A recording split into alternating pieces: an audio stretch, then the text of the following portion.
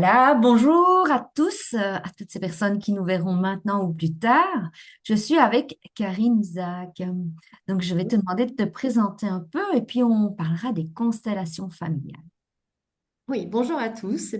Je suis Karine Isaac, je suis constellatrice depuis 2023 et accompagnatrice sur le chemin d'évolution des gens, on va dire. Donc, euh, donc voilà, et je fais des constellations via Zoom parce que je vis à l'étranger. Voilà, je vis au Népal et donc je fais tout en distanciel. Est-ce que plus tard, tu envisagerais de créer quand même des groupes s'il y avait par exemple des Français qui viendraient te trouver en vacances au Népal ou alors de recevoir en individuel? Est-ce que ça serait possible pour toi? Oui, ça serait possible, oui. Oui, oui. Bah, au départ, c'était, en fait, l'idée du départ, c'était de venir ici, de créer quelque chose, une structure où les gens pourraient venir et se retrouver, faire des soins, amener d'autres thérapeutes aussi, et que tous ensemble, on puisse, voilà, on puisse accompagner avec, que les gens puissent venir sur une semaine, faire un peu de visite et puis faire des soins. Voilà, recevoir des groupes. Pour l'instant, ça semble un peu compliqué ici, donc je cherche, je tâtonne. Mais au niveau individuel, par contre, oui, ça c'est tout à fait possible. Si des gens sont au Népal, peuvent me contacter et je pourrais les accompagner en présentiel au Népal. Et tu trouves où au Népal exactement? À Bhaktapur. Voilà, Je, comme ça, pour ceux qui connaissent. voilà, à Bhaktapur. Je suis pas très loin de Katmandou. Mais en général, les gens qui viennent au Népal passent par Bhaktapur pour visiter, parce que c'est une ville historique et une très très belle ville. La vieille ville est très très belle, donc voilà. Ok. Ben moi, je suis Valérie Liégeois, donc je suis constellatrice familiale aussi et formatrice. Mhm. J'ai aussi ouvert mon école de constellation en présentiel essentiellement parce que ben, Zoom, moi, j'ai besoin du contact humain. Maintenant, je travaille aussi, tout comme toi, en Zoom, en présentiel et en groupe. J'ai les trois façons de travailler, mais on va dire, mais qu'est-ce que c'est une constellation? Parce que moi, souvent, on me dit, c'est quoi? C'est une histoire d'étoiles? Enfin, c'est quoi ça, une constellation? Est-ce que tu sais un peu expliquer aux gens qui, qui se posent la question, qui n'y connaissent rien? Ouais, alors justement, j'étais en train de plancher un peu dessus pour expliquer ce que c'était que les constellations.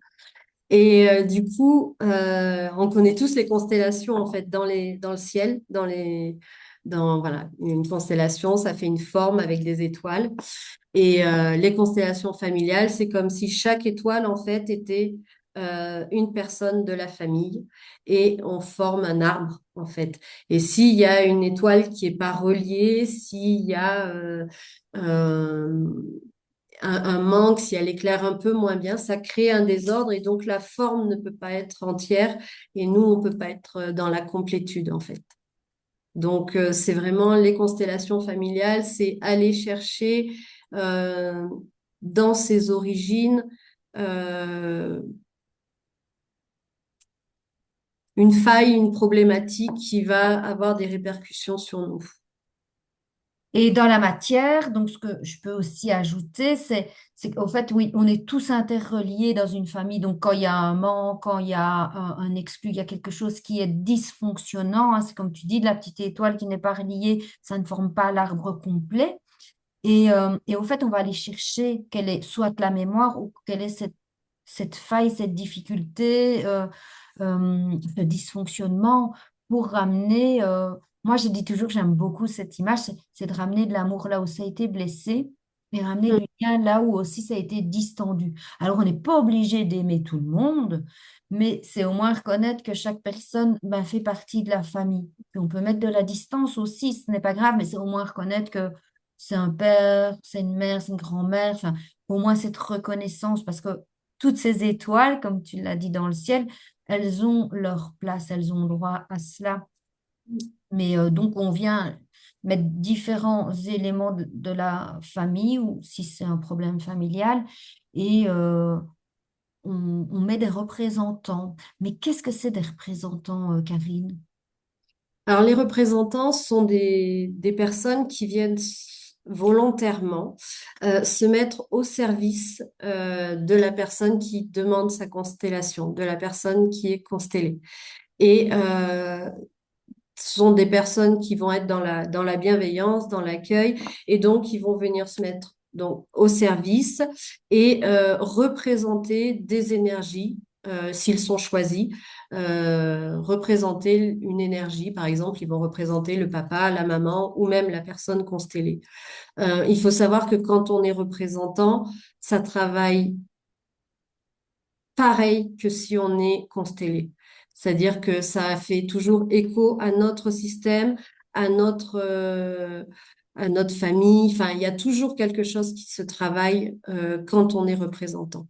Donc, en fait, on vient au service de quelqu'un et en même temps, on se fait un cadeau à soi parce que ben, on travaille sur soi aussi en étant représentant. J'ai entendu que tu parlais de constellés et de représentants, et c'est quoi exactement la différence?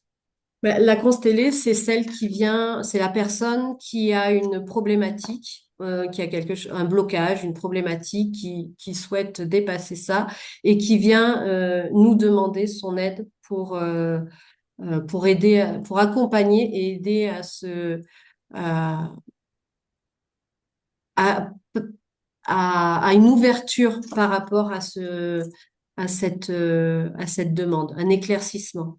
Donc, si Voilà. je comprends bien, la constellée, c'est la personne qui vient avec sa demande et les représentants, c'est ceux qui représentent les différents éléments de la demande de la constellée. Donc, ça peut être le papa, le blocage, ça peut être elle-même. C'est ça que tu Oui, me c'est dis. ça. Et il rentre en connexion.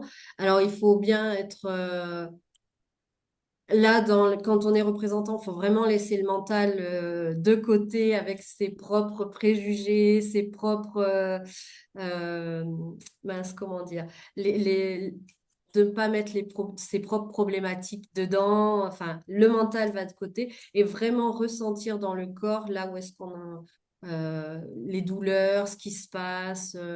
Voilà. Il n'y a Donc, pas c'est se besoin mettre au service. C'est se mettre au service de la personne pour qu'on aille voir quelle est la dynamique ou le dysfonctionnement qui se cache derrière sa problématique. C'est ça.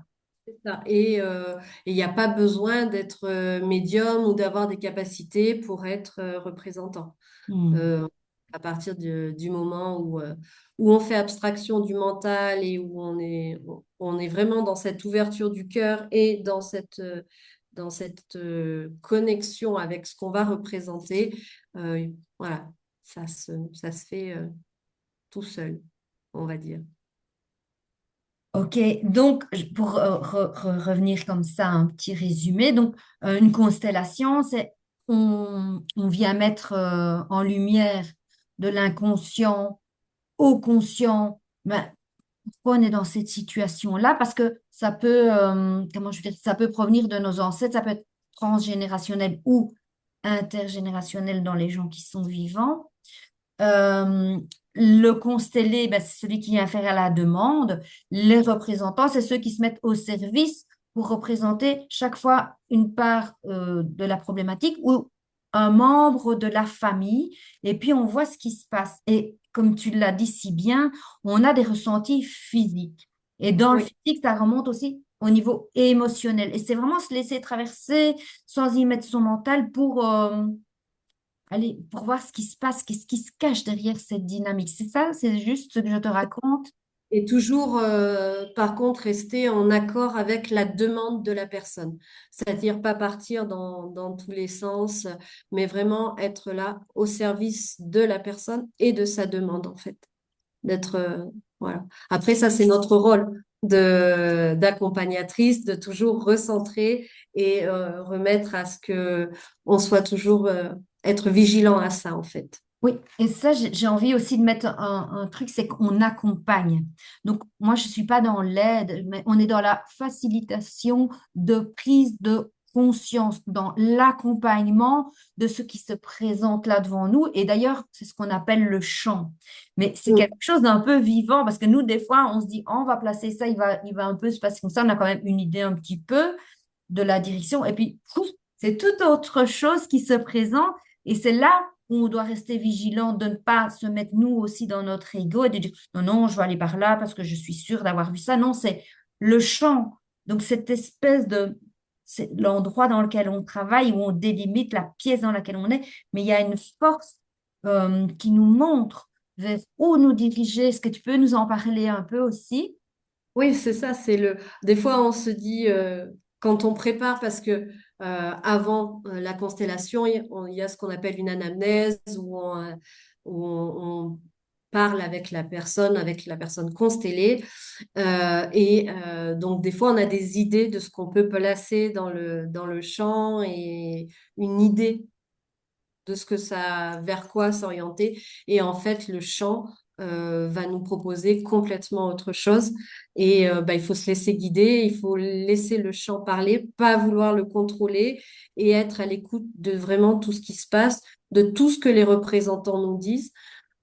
Pour moi, c'est vraiment important d'être dans cette écoute et surtout de pas vouloir maîtriser, en fait, d'être euh, Dans le ouais, flow de ce qui se présente, quoi. exactement. Mm. Et je voulais dire un truc, c'est parti. Bon, c'est pas grave, ça va me revenir. Mais vraiment être là-dedans et bah, dans cet accueil. Ah oui, parce qu'il y a des fois, le chant montre à la personne ce qu'il est possible qu'elle voit au moment où elle fait la constellation. C'est-à-dire que, enfin, pour moi, hein. Mais ça veut dire que si elle n'est pas prête à voir quelque chose, le champ va pas lui montrer de suite. Il va lui montrer autre chose qui va venir en écho avec sa problématique. Mais voilà, ça se fait par étapes aussi, et c'est au prorata de ce qu'elle est capable d'accueillir aussi pour que le travail se fasse. Et il faut noter aussi que le travail, enfin, c'est pas une baguette magique, on sort pas de la constellation. Alors, des fois, si, mais des fois, il faut qu'il y ait un temps d'intégration et il est plus ou moins long suivant les personnes parce qu'il y a vraiment un travail intérieur qui se fait. Voilà. Oui, voilà, c'est ça. Et on ne peut pas dire, tiens, parce que la personne a été très blessée, il lui faudra plus longtemps, ou celle-là, elle vient juste voir et ça va se passer. On n'en sait rien, en fait, c'est propre à chacun. On ne peut même pas nous donner une deadline, c'est impossible. C'est vraiment qu'est-ce que la personne a compris au niveau de l'inconscient vers le conscient et Mm. comment ça se place, comment elle lâche aussi. Est-ce qu'elle est dans le contrôle de tout ce qu'elle a vu et qu'elle attend, ou se dire, bon, moi j'ai fait une constellation, j'ai la foi que ici et maintenant, ben, j'ai planté la graine et ça va pousser. Ça, je pense Ouais. que c'est aussi un peu de notre devoir de dire, garder la foi. Ouais, garder la foi et puis ouais, lâcher prise, c'est ça, et de pas avoir trop d'attentes non plus. Mm. De... Parce qu'il y a des choses pour lesquelles il faut du temps. Et puis il y en a d'autres, ouais, comme tu dis, il y a des fois où tu te dis ça va prendre, enfin, tu pourrais penser que ça va prendre du temps parce que la blessure est hyper profonde et finalement ça va se passer très vite. Et pour des trucs un petit peu plus légers, ben là ça va être plus long. Enfin, il n'y a pas de normalité en fait. Et Oui, puis ça. voilà. En tout cas, c'est vraiment, ben, nous, les constellatrices, les constellateurs, les facilitateurs, parce que j'aime bien aussi de faciliter la prise de conscience, j'aime bien ce terme aussi. On accompagne le champ, donc l'endroit dans lequel on va travailler, qu'on va déterminer. Et si c'est sur Internet, ben, on a une plateforme qu'on peut d'ailleurs vous montrer. Je vais vous montrer ici. Donc, c'est tout ce gris. Je vais voir que ça se met. Tout ce fond gris, c'est comme si c'était la pièce, c'est comme si on était dans le même endroit tous ensemble. Les formes rondes, ben, c'est les énergies féminines avec la fente, la direction du regard. Et les formes carrées, c'est les énergies masculines avec la fente, la direction du regard. On peut les disposer tout comme on veut, on peut les agrandir, on peut faire tout ce qu'on veut. Donc, ce que j'ai aussi envie de vous dire, c'est que euh, c'est un peu aussi une thérapie énergétique. Donc l'énergie ne s'arrête pas à une pièce. C'est impossible qu'une énergie, l'énergie, c'est comme si vous disiez, je vais attraper l'air. Non, on ne sait pas. Il est là et il est partout. et même si ça ne se voit pas, même si ça ne se palpe pas, mais c'est pareil pour la constellation. C'est pas parce qu'on est derrière un ordinateur que c'est moins puissant. Il faut vraiment arrêter. Et ce que tu as dit aussi quelque chose, je voulais rebondir dessus maintenant, c'est que d'être représentant, ce n'est pas un second choix, ce n'est pas une place moins importante, c'est vraiment un cadeau que vous vous faites d'accepter parce que si vous êtes là, il n'y a pas de hasard. Le bon hasard, on bague, c'est plus d'actualité. Vous êtes à un rendez-vous. Vous êtes à un rendez-vous et vous venez voir aussi, vous êtes en reflet, en miroir avec votre propre vie ou votre propre système familial. Mais de toute manière, si vous acceptez une représentation, automatiquement, il y a la libération qui se fait, ou pour vous, ou pour votre système familial, mais quelque chose vient, j'ai envie de dire, se guérir chez vous aussi. Et ça, c'est important d'arrêter de faire des clivages. C'est plus important d'être constellé. Je ne suis pas d'accord. Je pense que tu partages aussi mon avis Oui, à ce oui, c'est niveau-là. vrai. Non, non, c'est vraiment. Enfin, pour l'avoir testé, je sais que c'est aussi puissant d'être représentant euh, que constellé. Donc, non, je suis tout à fait d'accord avec toi sur ça. Ouais. J'espère que nous avons répondu à c'est quoi une constellation, c'est quoi un constellé, c'est quoi un représentant. Donc ça, c'est notre petite capsule sur c'est quoi une constellation. Merci à tous, merci Karine. Au revoir. Au revoir.